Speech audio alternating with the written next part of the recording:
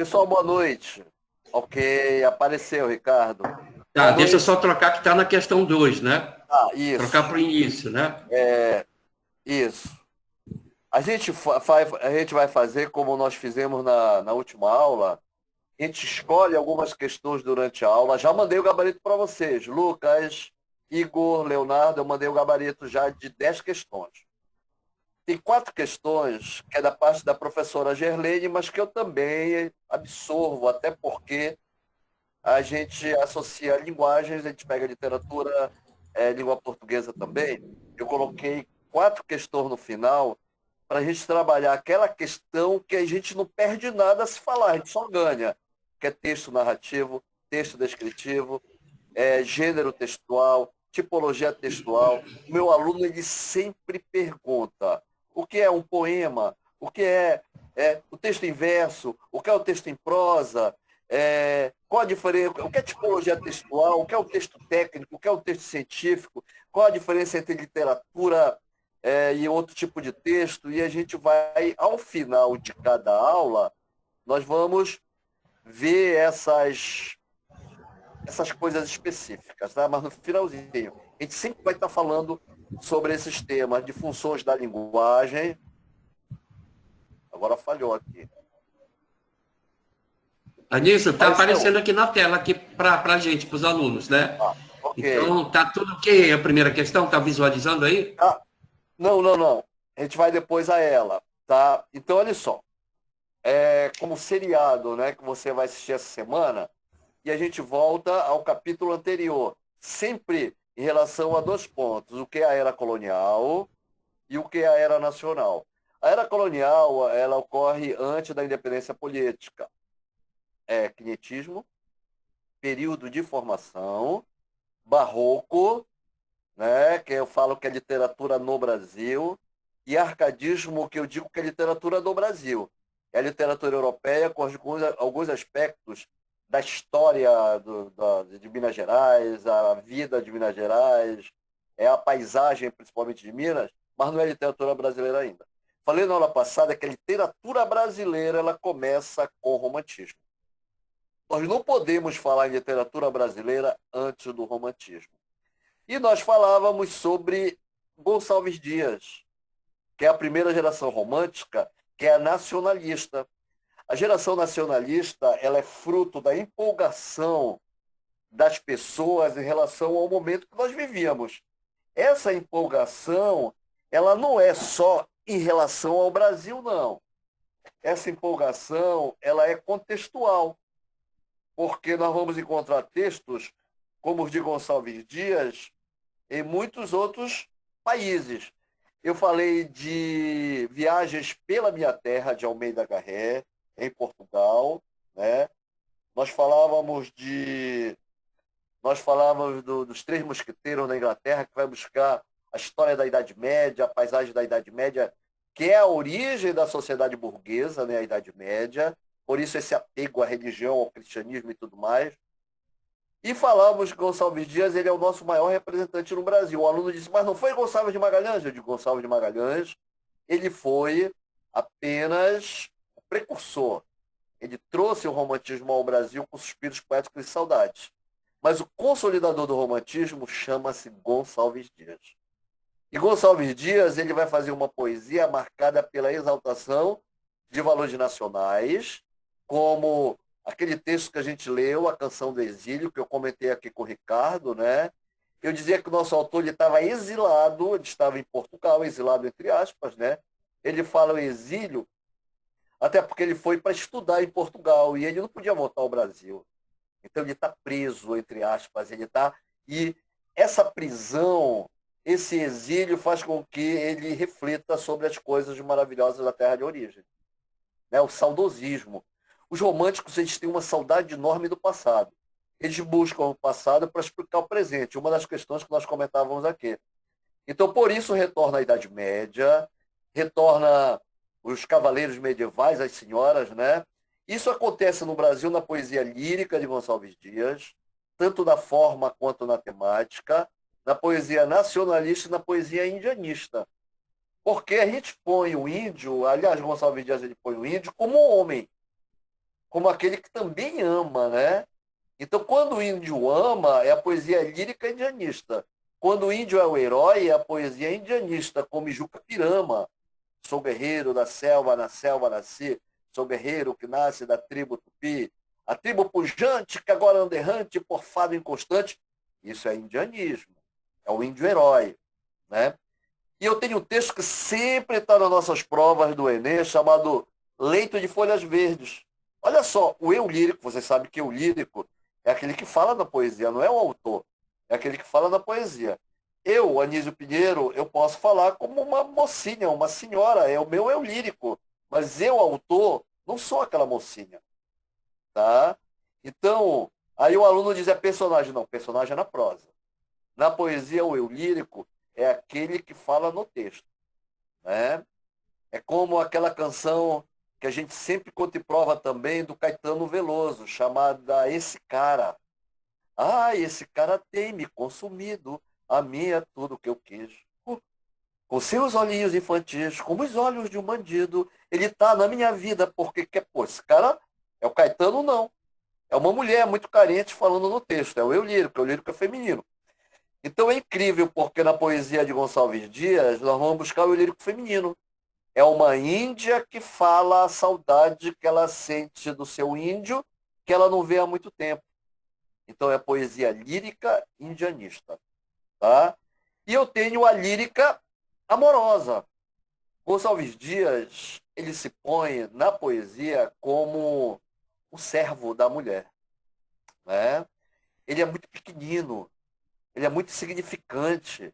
E aí nós vamos buscar o quê? Vocês já viram no primeiro ano as cantigas medievais. Já viu, Leonardo? É? Ainda não é Dom Casmurro. Memórias Póstumas de Brás Cubas a gente vai falar depois. E a gente tem um prazer enorme de falar de Memórias Póstumas de Brás Cubas, que é um texto que eu adoro. Mas a gente já está em romantismo, tá? Então, olha só, eu digo assim, enfim te vejo, enfim finalmente ajoelhado a teus pés, eu vou dizer que te amo. O homem ajoelhado aos pés da mulher que ele ama, né? Lembro um texto também belíssimo, que eu já li N vezes, chamado, chamado 5 minutos. Acho 5 minutos texto espetacular.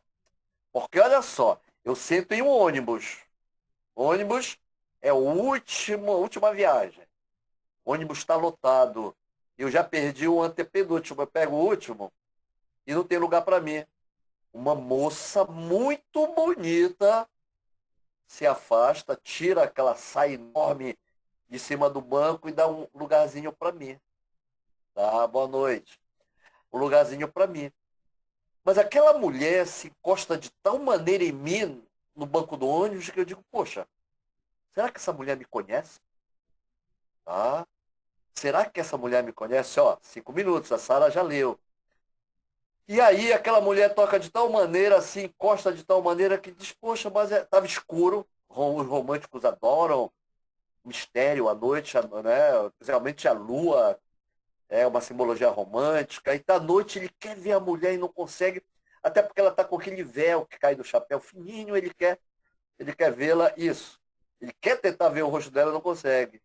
Mas ela sai, ela deixa um enigma para ele. Rapidamente ela levanta e diz, ela diz assim, ela diz assim, é, ela fala, eu quero te encontrar, tá? Ela diz, eu quero te rever. Manda uma mensagem para ele, quero te ver de novo. E ele corre atrás dela e não consegue alcançar, a rua está escura, né? E aí ele sai procurando a voz dela um mês todinho. Entre as mulheres do Rio de Janeiro todas que estão nas ruas de manhã, ele quer ouvir a voz daquela mulher que disse que queria revê-lo. E ele não encontra. Mas a frase que ela disse, olha como é o romantismo. A frase, ele sabe que está numa música. Ele sabe que está numa música. E um dia ele pega o jornal, a peça de teatro é de Giuseppe Verdi, que é um dos grandes autores do teatro italiano, e ele vê a peça é musical, né? Uma ópera, e a frase está na fala de um dos personagens. Ele disse, olha, essa mulher está me mandando uma mensagem. Ela gosta de música, ela gosta de teatro, e eu vou nessa peça, que eu posso encontrá-la. E aí ele pega um lugar estratégico, bem alto, e ele vê uma mulher e uma senhora, menina magrinha e uma senhora meio gordinha, e diz, é aquela. Eu vou esperar o intervalo que ela vai ao banheiro e eu vou esperar ela sair. Foi dito certo, hein? Quando ela saiu, ele diz, olha, lembra de mim? Ela não responde. E ela baixa a cabeça e diz, poxa, eu estou um mês te procurando. Você lembra de mim? Eu sou aquele rapaz do ônibus. Ela diz, esqueça-me. Poxa, no ônibus tu disse que queria me rever, que não era para eu te esquecer, que tu queria me rever. E agora tu fala para eu te esquecer. Ela baixa a cabeça chorando e deixa cair um lenço, um lencinho molhado de lágrimas. Ele pega o lencinho, tinha uma letra C, tá? Ele guardou. E aí ela manda um bilhete para casa dele. Eu quero te ver. Eu estou te esperando em Petrópolis. Ele chega em Petrópolis, ele a encontra, e quando ele a encontra, ele vê que a mulher é tão bonita que ele não é nada perto dela. Ele se ajoelha aos pés dela, né? Dá um beijo na testa dela e se ajoelha. Quando ele levanta a cabeça, ela desapareceu. Não era uma visagem, não era um fantasma. Ela desapareceu porque ela subiu ao quarto e foi dormir. E ele saiu maravilhado com aquele beijo na testa que ele deu. Mas olha só o aspecto. A mulher, ela é tão poderosa, ela está numa condição tão superior que eu tenho que me ajoelhar aos pés dela pela condição de beleza. Né? No outro dia ele está no hotel, ele saiu da casa dela, foi pro hotel, tem uma caixinha na portaria. O rapaz da portaria disse, olha que uma moça deixou para ti.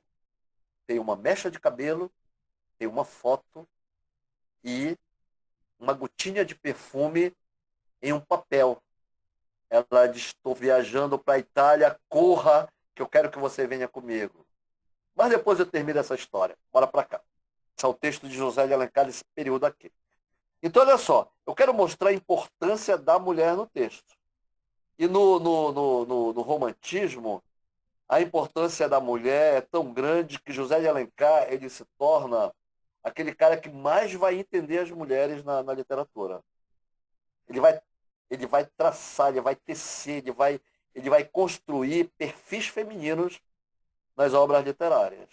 São os romances urbanos, depois a gente chega lá. A gente está na poesia, né? Então Gonçalves Dias ele vive uma relação tumultuada com a mulher que ele ama, porque ele é mulato, ele é moreno, como a maioria de nós somos. Tá? Ele tem um orgulho dessa mistura. Ele é amorenado, ele é fruto da junção das raças, ele diz.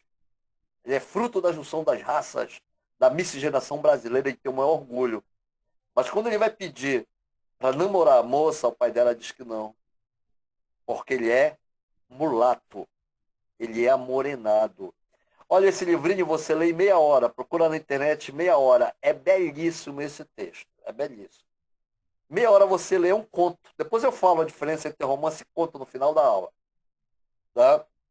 Então a mulher que ele amava, a família o recusou, não foi nem ela. Ela o amava, foi a família que não permitiu pela questão de cor. Ele cai numa depressão tremenda. Mas ele cai numa depressão tremenda, deixa de comer e começa a beber demais e contrai tuberculose, para variar entre nossos autores românticos, tuberculose. Né? Mas ele não é da geração mal do século. Ele é da primeira geração romântica. Né? Então, essa primeira geração ela é nacionalista, ela fala de valores nacionais, ela exalta a figura do índio como herói nacional e ela retrata a mulher associada a elementos da natureza. Memorizem isso, ó. Gonçalves Dias idealiza a mulher. Álvares de Azevedo idealiza intensamente a mulher, extremamente a mulher. E Castro Alves, que está na foto do nosso material, que o Ricardo colocou aqui, ele idealiza muito pouco a mulher. Porque Castro Alves vai viver relações verdadeiras, relações concretas. Mesmo morrendo antes de completar 24 anos, ele vai viver isso. Depois eu falo desses amores de Castro Alves. Então, na primeira questão, a gente vai deixar para o final, que no final a gente se atrapalha, né? A primeira questão diz assim, qual é a característica não aplicada, por exemplo, que eu vou chegar ao ENEM, são questões para a gente memorizar o conteúdo. Quando se aproximar da prova, eu vou colocar só questão de Enem. Ó. Aqui, o artista romântico ele goza da liberdade na metrificação e na distribuição rítmica, claro. Os românticos, eles são autores da liberdade de expressão.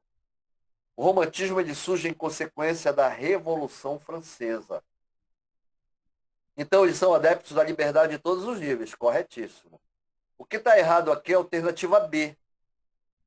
O culto da forma, arte pela arte. Nós vamos ver lá adiante que arte pela arte, que sempre está nas nossas provas, para confundir a gente, é parnasianismo. Vocês podem até colocar ao lado, quando vocês imprimirem, né?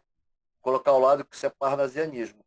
Então, a alternativa B está incorreta. Alternativa B. Tá? Agora, olha só. Vamos para cá aqui. Para a questão 2. Tá? Questão 2.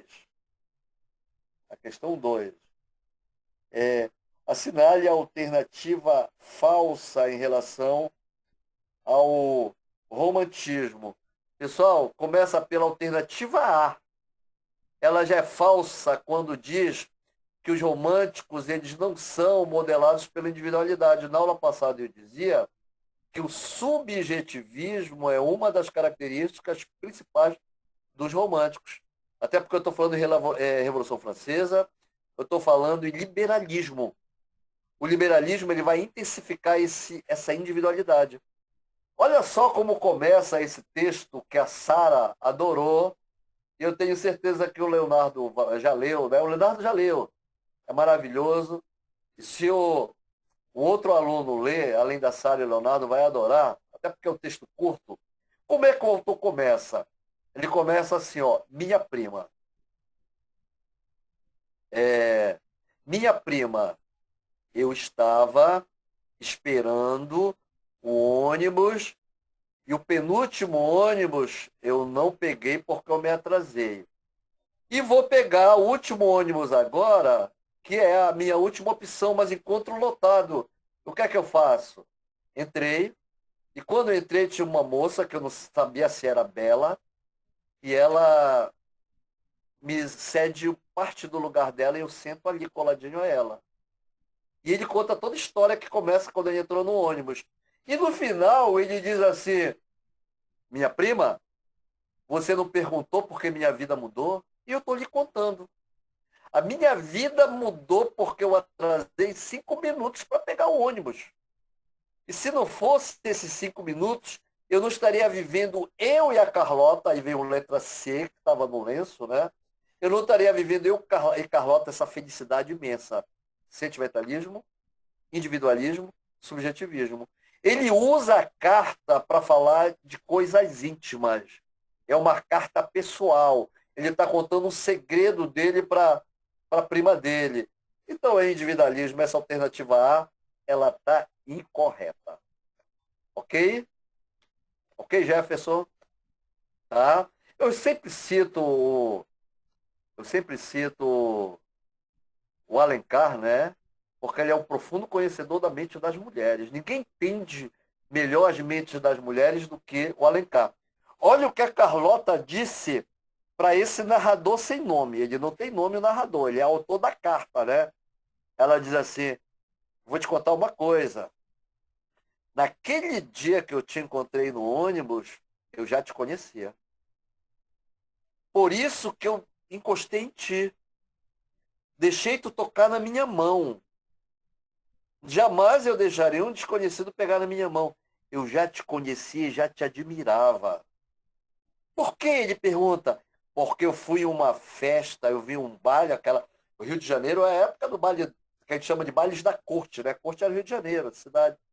Os bailes da corte. E ela viu o narrador. O narrador era o único que estava solitário e sem se preocupar em procurar um par para ele. Ele não estava cortejando as moças como todos estavam. Se ele não estava cortejando, ele era um homem discreto, ele era um homem sério.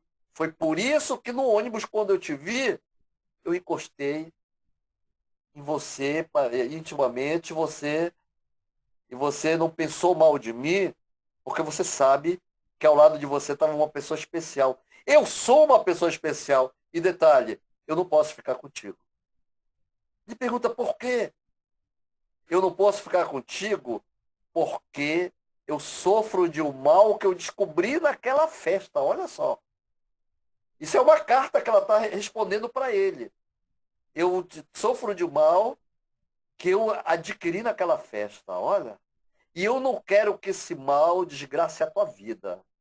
Agora, se tu quiser me acompanhar, me acompanha. Olha a individualidade.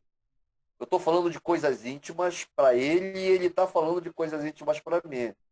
E aí, não vou falar qual é a maldição da moça. Você vai ler o livro e vai descobrir.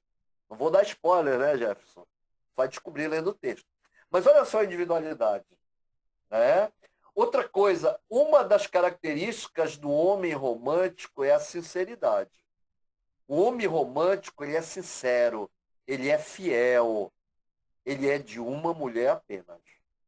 Os realistas, aí eu volto ao Memórias Póstumas de Brás Cubas, que o Leonardo citou aí, né? Ele deve ter lido, deve ter amado o livro como eu. Os realistas vão dizer que não é bem assim, mas a gente ainda está no romantismo, né? Os românticos são sinceros. Eles amam uma só e são fiéis a uma só. Tá certo? Então, olha só. Na questão 13, embora para cá a questão 13. A questão 3, eu enviei o gabarito errado para vocês. Corrijo aí. A questão 3 é. Questão 3. A alternativa da questão 3 é B de bola. E eu fiz Anísio, questão. Oi? só um minutinho. Da questão 2, tu deste a resposta? É a de abelha. Ele já tem. Ele já tem. Desculpa, qual é a resposta? É a. Eu mandei Letra A, tá antecipadamente. bom. Ei, Ricardo, Ok, eu mandei antecipadamente o gabarito dessas 10 questões. Tá lá, tá aí tá. no chat, tá aí no chat, eles têm. Passo para a terceira agora, Para a aqui na terceira. tela. Só que a terceira, o gabarito tá errado. O gabarito é B de bola, eu vou falar por quê. E essa questão me fez colocar um trecho no final dessa apostila, que é para mostrar que o Álvares de Azevedo, ele é um cara diferente, tá? Ele é um cara diferente. Olha o que diz aqui. O próprio romantismo produziu uma literatura em desacordo com certas tônicas do movimento. Através da ironia, autores revelam a irreverência muitas vezes feroz. Assinale a opção em que o autor se mantém dentro dos preceitos mais conhecidos da estética romântica, tais como a glorificação do amor, do ideal e do sublime, e o desapego ao mundo material. Não, está correto. Está correto. É A de abelha. O Álvares de Azevedo que é o contrário. Então, no chat está correto. É A. Tá? Porque é Bernardo Guimarães. O irônico é Álvares de Azevedo. Álvares de Azevedo é irônico. A gente vai ver no final da aula. Mas o enunciado diz: eles fugiram da regra, mas tem autores que estão apegados à regra. Qual? Bernardo Guimarães, alternativa A. Então, no chat está correto, não corrijo. Tá? Bernardo Guimarães é o autor de A Escravizaura. A Escravizaura é um clássico do romantismo. Aí você diz, é uma obra, é um romance romântico. Tá claro, é um romance romântico. Aí o Leonardo vai me dizer, tá aí, o Leonardo colocou, ó, tá?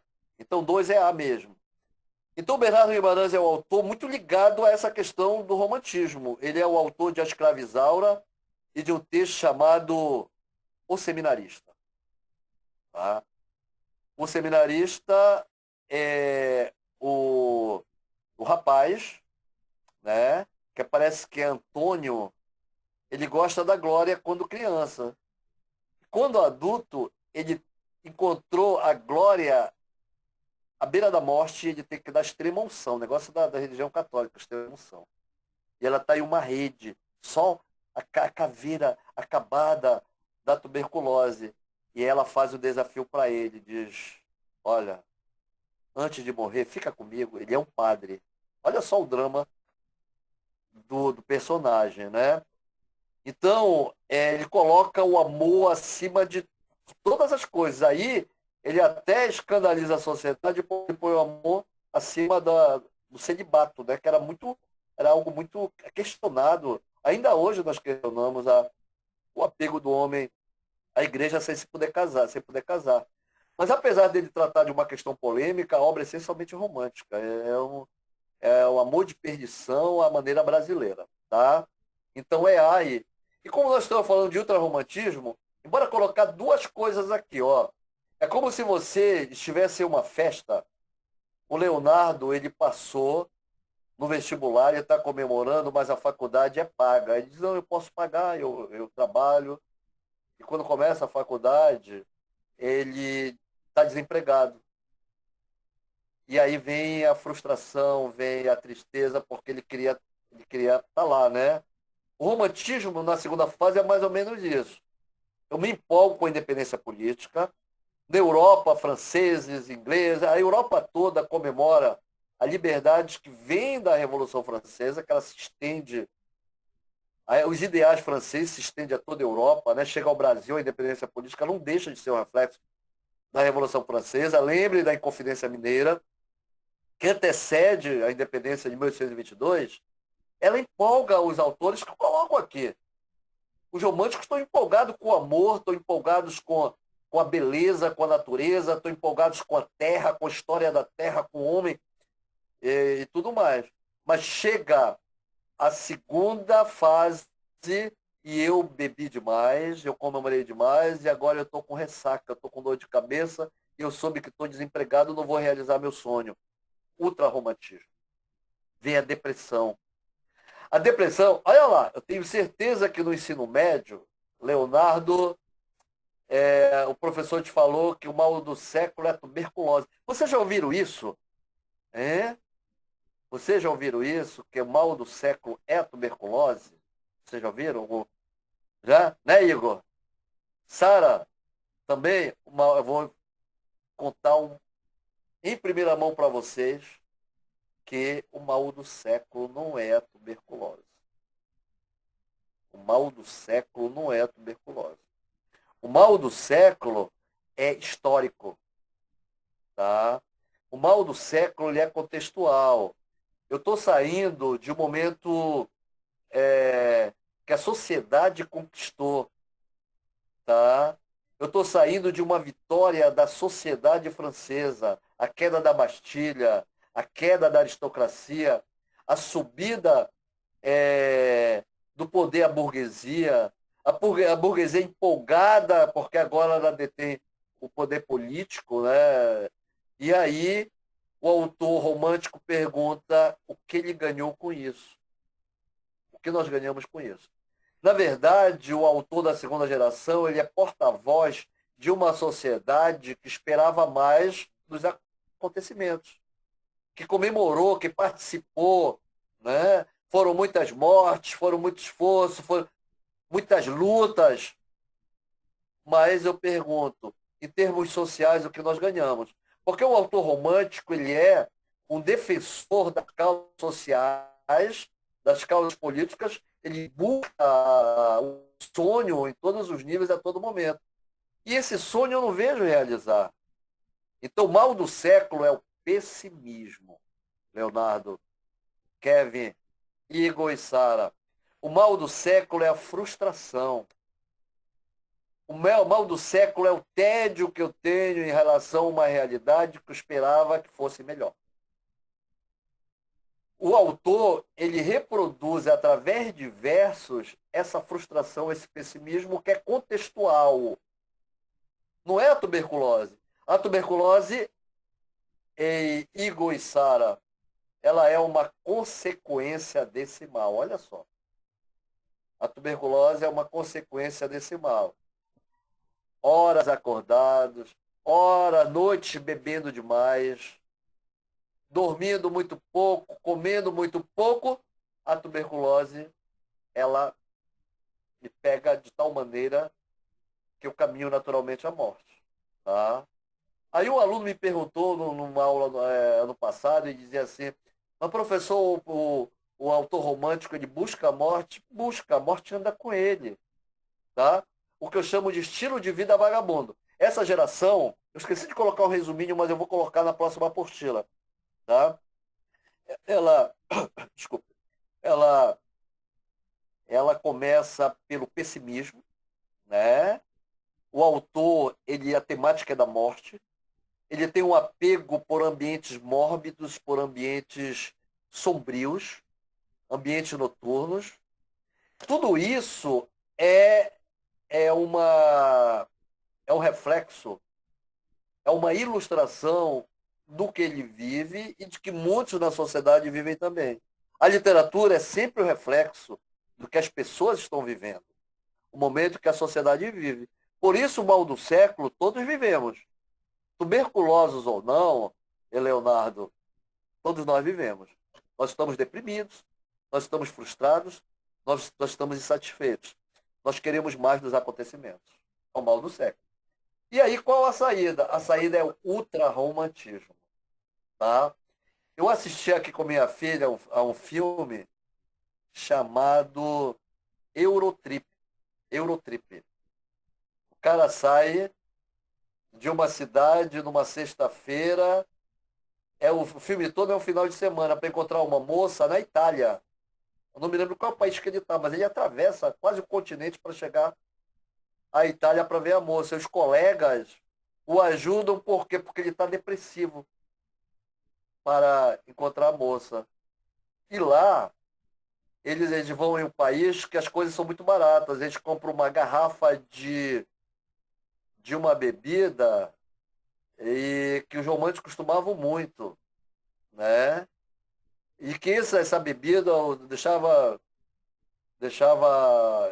fora de si completamente, sendo que foi proibida.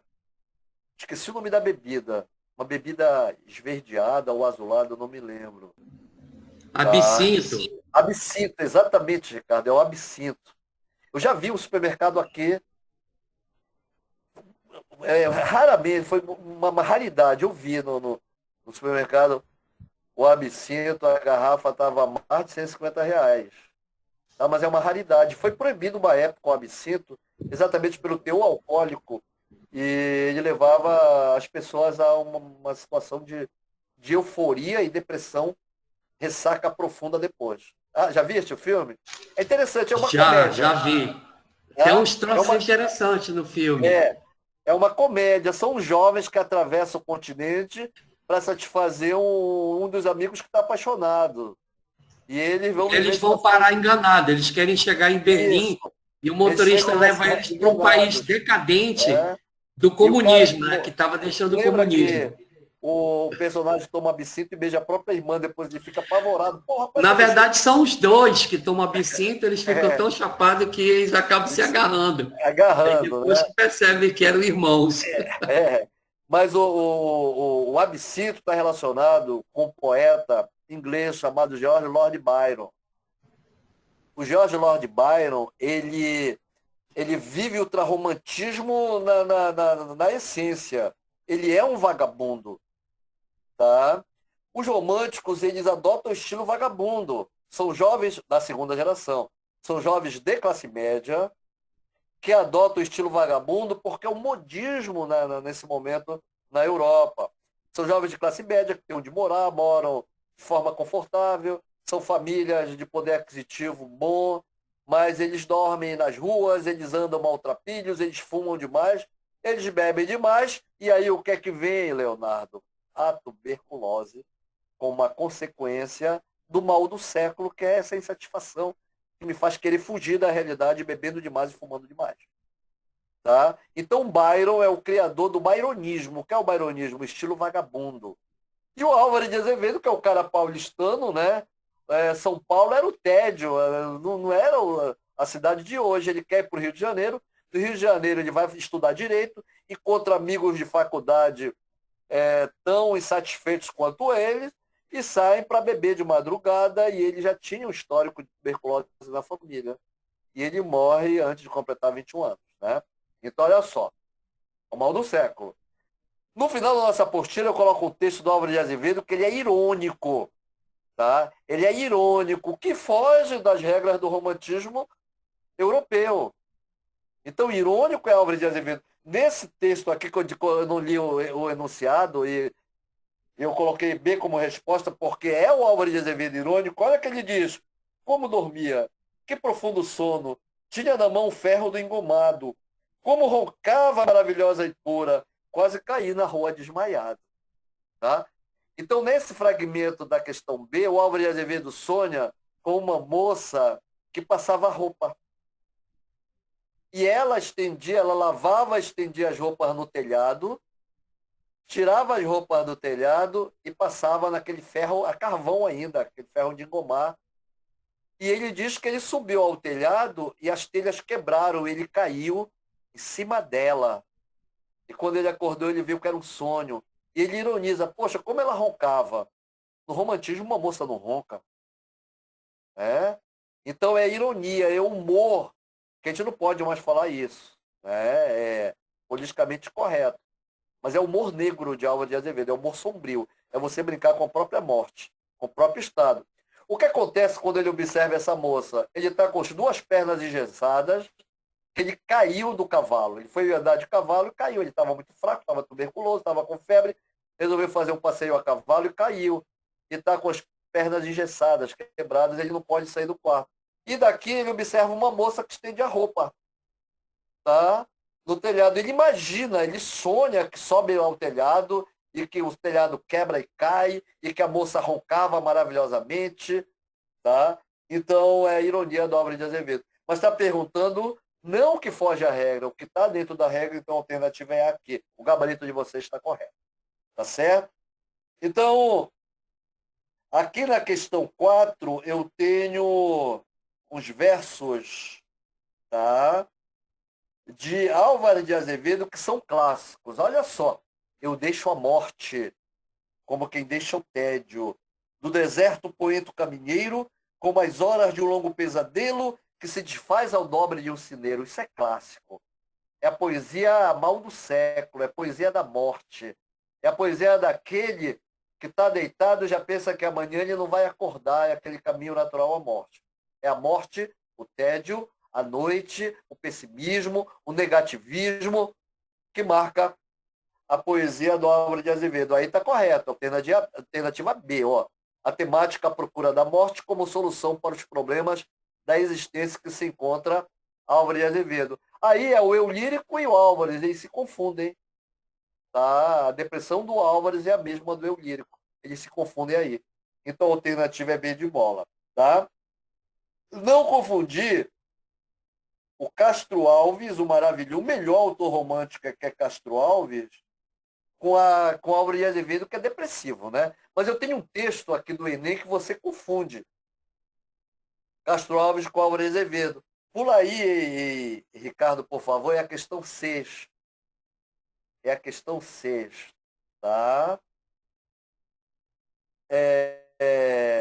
Olha só, o Morro dos Ventos Uivantes, por exemplo, e Sara, geração romântica só vale para poesia, tá? Geração romântica só vale para poesia. Não há ultrarromantismo, não há nacionalismo, não há obra social no romantismo. Apesar de é, eu encontrar Os Miseráveis, que é um romance que eu poderia dizer que é social, tá? Eu coloco Amor de Perdição, que eu coloco como ultrarromântico, tá? Viagem na Minha Terra, que é prosa, poderia colocar como nacionalista.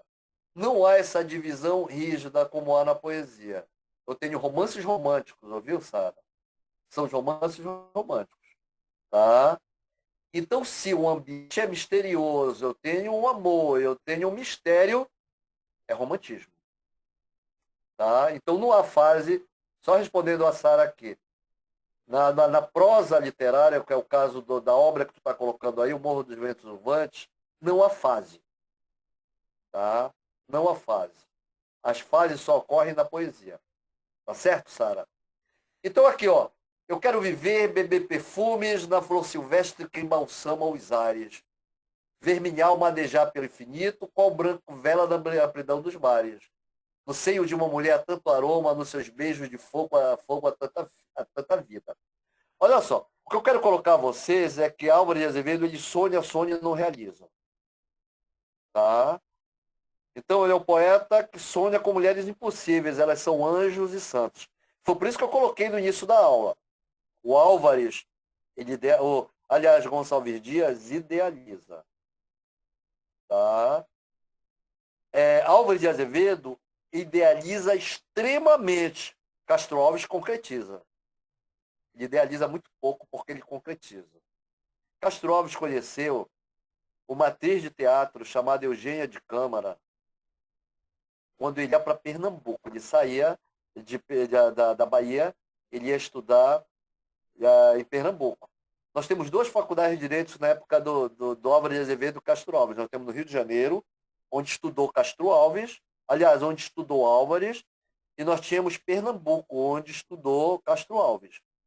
Castro Alves, com a morte do pai e da mãe, ele saiu com o irmão e foi para Pernambuco. Ele era o tutor do irmão. Ele tutelava o irmão. Tá?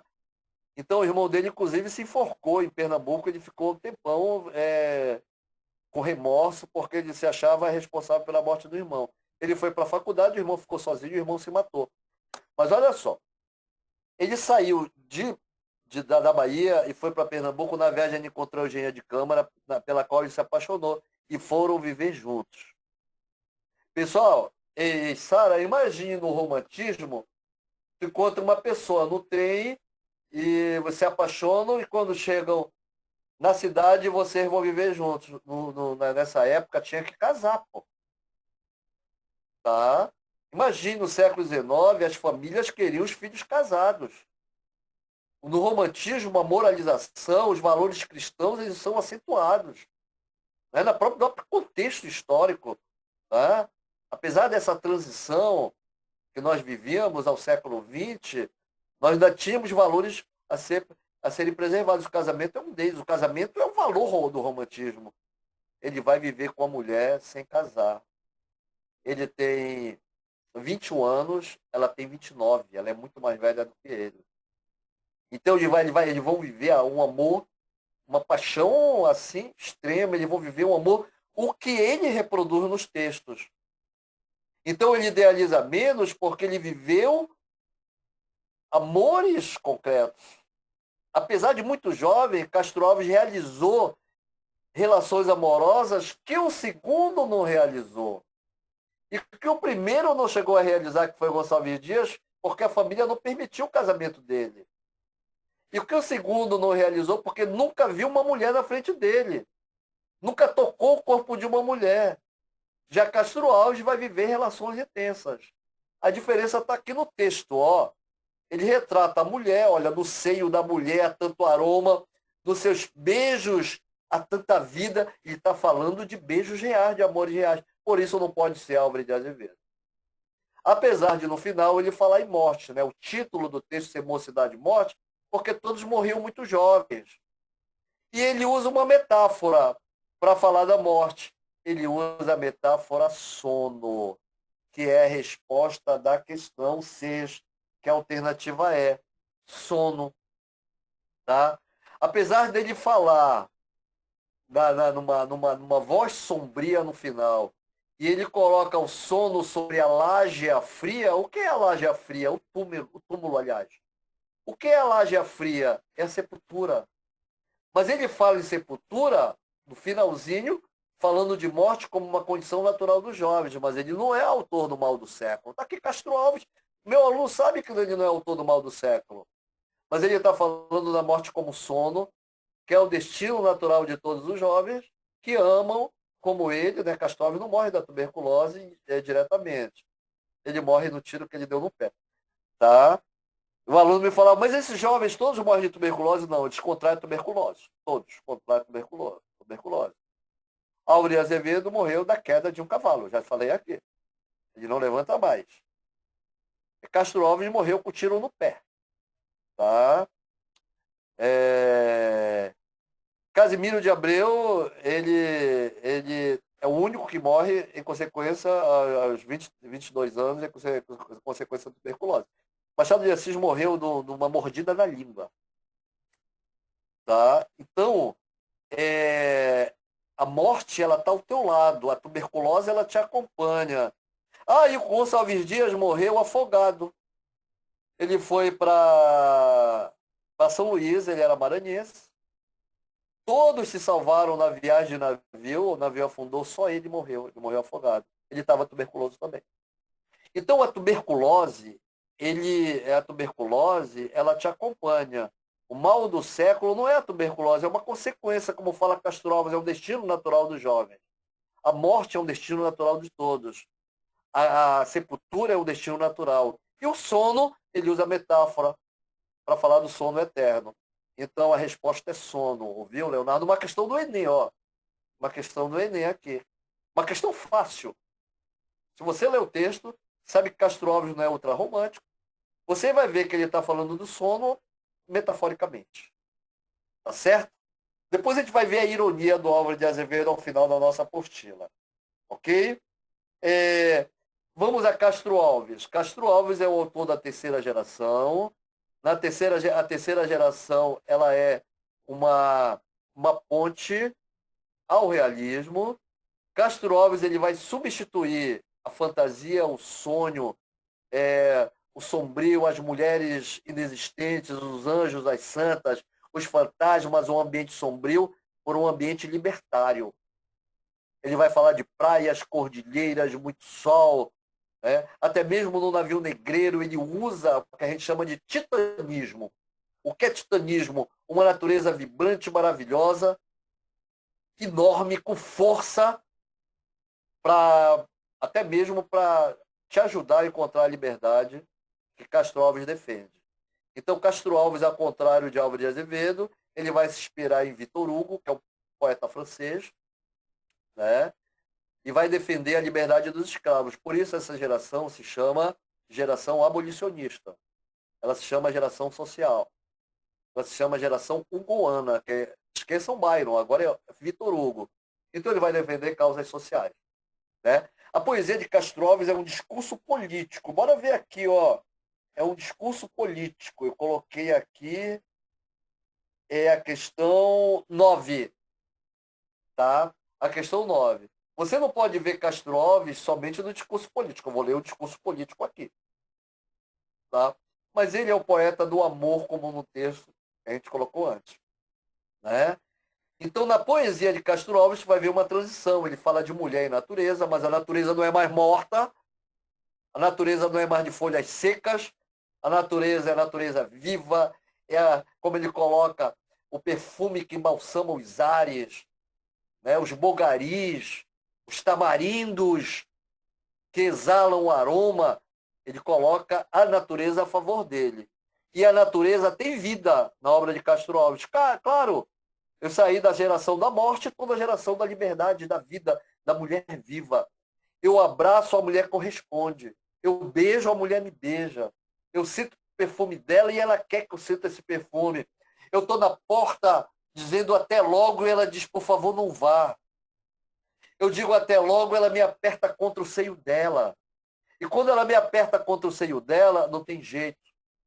O mar, o seio da mulher que eu amo é o mar. É um mar maravilhoso. É um mar infinito onde eu me perco.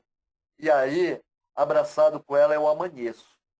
Tá? Isso é Castro Alves, né? Então, no texto da questão 9, ele é um poeta social. Olha o que ele diz, ó. Senhor, Deus dos desgraçados, dizei-me, Senhor Deus, se é loucura, se é verdade, tanto horror perante os céus, né? O mar, por que não apagas com a esponja de tua vaga, do teu manto este morrão?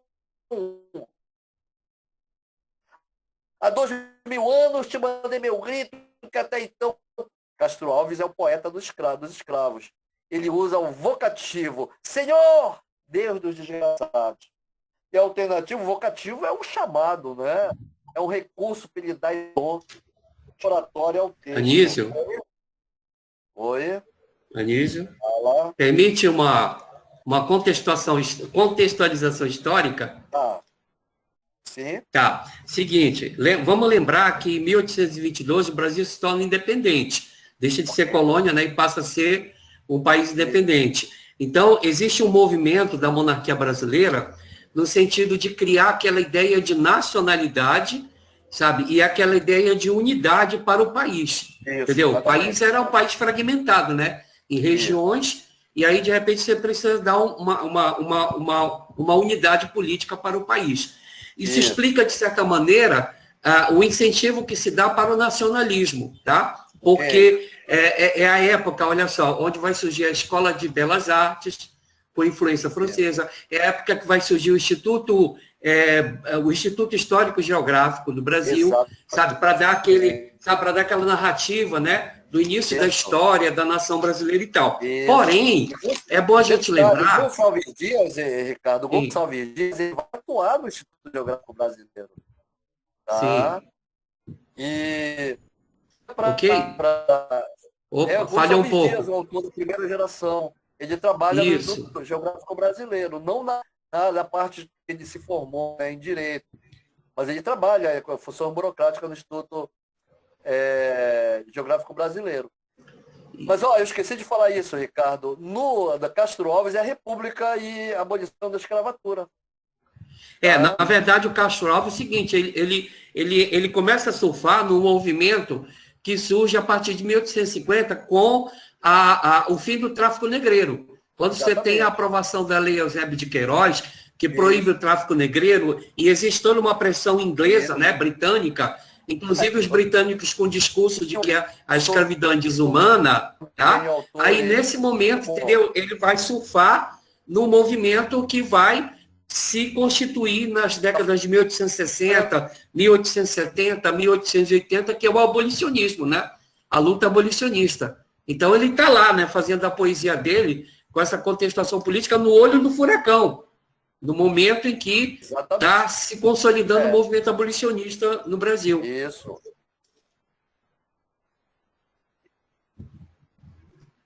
Faltou o som, Ricardo. O som...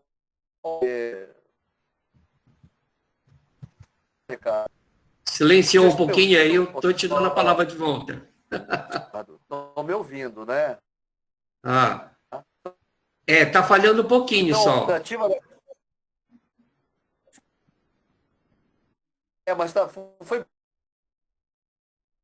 foi bom, Ricardo. Tá? Contextualizei esse finalzinho aqui. Tá, ok.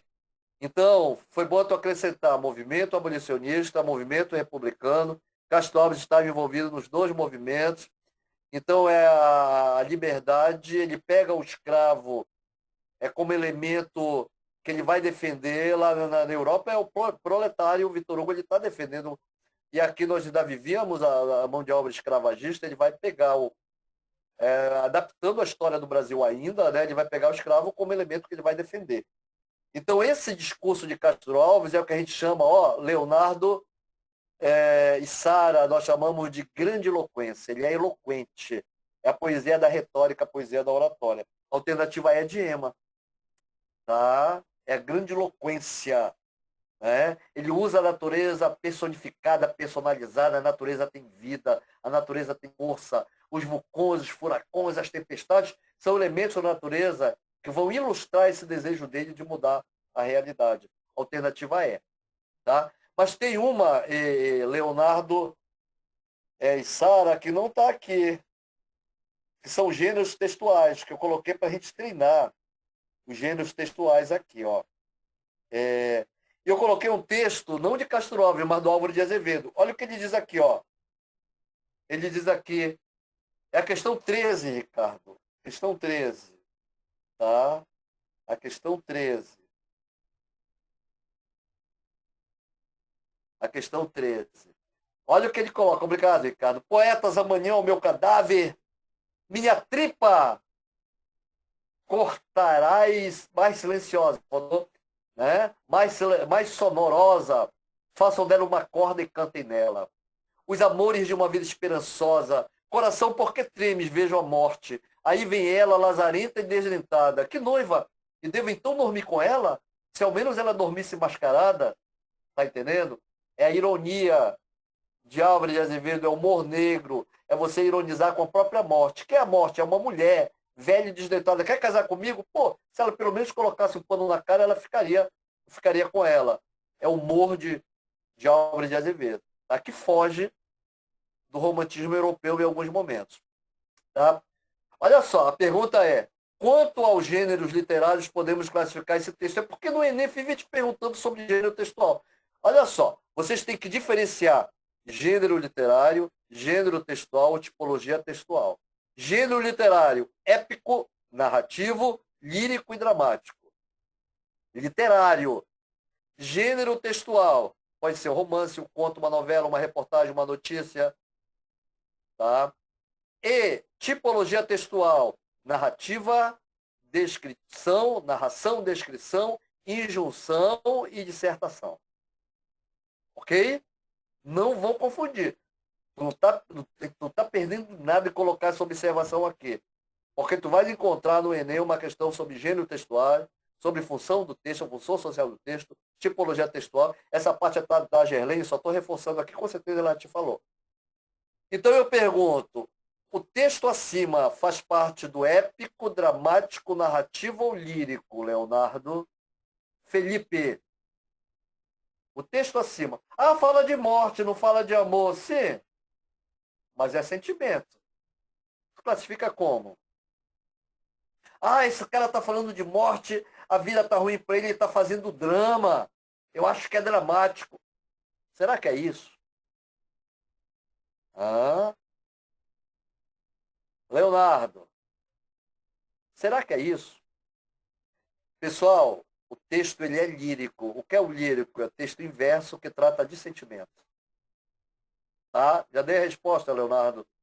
O que é o texto lírico? Através de versos eu falo de sentimento. Não importa se o Álvares, aqui o eu lírico de Álvares está triste. Ele fala de sentimento. Sentimento de morte é de tristeza, mas é sentimento. Então anotem aí a alternativa 13. Deixa eu colocar aqui, ó. Alternativa 13. A alternativa da questão 13. Qual é? Vai aparecer daqui a pouco para você. Alternativa 13, alternativa é edema. Tá? Vai aparecer daqui a pouco para vocês aí. Vamos para 14. A gente vai terminar toda a aula, a gente vai enfatizar isso aí para vocês memorizarem, tá certo? Quanto ao gênero textual, esse texto do Álvares de Azevedo, quanto ao gênero textual, ele pode ser um conto, um poema, um artigo, uma canção ou uma peça.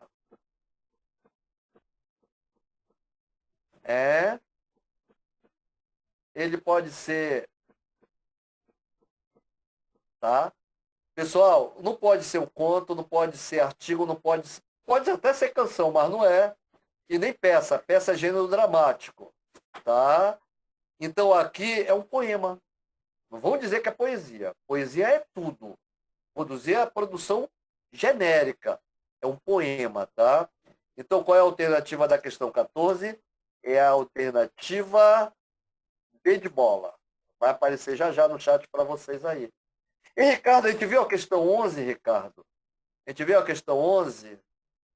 Baixa para mim, por favor, Ricardo, a questão 11. 11, 12. Está aqui, ó. Decorreram-se dias em que os dois tocassem mais no assunto que lhes moía o coração. Ambos calmos na aparência, viviam vida comum. Visitavam as plantações, comiam juntos, caçavam e só se separavam à hora de dormir. Quando o mineiro ia para dentro, o manecão saía para a sala de hóspedes. Inocência não aparecia. Mal ela saía do quarto, dando como pretexto recaídas de sezões. O que são sezões? Momento de febre. Ela está com febre. Entretanto, não era a febre do corpo. O mal não estava no corpo. Inocência estava doente da alma. Ela sofria de morte e paixão. Coitada da Inocência. Inocência é um texto romântico do autor Visconde de Tonnet. A gente chama de Taunay, mas é Tonnet, em francês. Editora Ática, Rio de Janeiro, 1993. Pessoal, Inocência é um clássico do romantismo. Esse texto que a gente leu aí, é Igor em verso ou prosa? Esse texto que a gente leu aí, Leonardo, está em verso ou prosa? É a parte da Gerlândia, eu só estou dando reforço aqui. É verso ou prosa? Aquele é um poema que falava de morte. É prosa, Letícia. Os textos eles só podem ser em prosa ou verso, tá? Os textos em versos eu chamo de poema, gênero textual poema, ou canção, né? Pode ser, tá? Se for o caso. Mas aí não é um poema. O que é, Sara? Me responde, a questão 11. É descritivo, narrativo, dissertativo, expositivo, explicativo. Isso cai muito no Enem, cara. É por isso que a gente vai pegar no teu pé todo final de aula agora. É descritivo, narrativo, dissertativo ou expositivo? Narrativo. O Igor acertou. Eu vou colocar aqui 11. 11 é B, tá? E 12. Bora ver 12 aqui. Quanto ao gênero textual, como podemos classificar esse texto Inocência do Taunay? O que vocês acham? Inocência do Taunay é um conto, um artigo, uma crônica, um romance ou uma peça? Igor, Leonardo, Felipe, quem respondeu, eu dou uma paçoquita na aula presencial quando a gente se encontrar. Quem vai ganhar a paçoquita? Bora ver. Tá? É um conto, um artigo, uma crônica, um romance ou uma peça? Correto, o Igor está acertando todas. Eu vou ter que dar 3 paçoquitas quando a gente se encontrar nas aulas presenciais. A questão 12, alternativa é B de bola. São 3 paçoquitas aqui. Terminou a nossa aula, vai o gabarito das questões que faltaram, o gabarito no início. Pessoal, boa noite. Foi um prazer estar com vocês. Até terça-feira.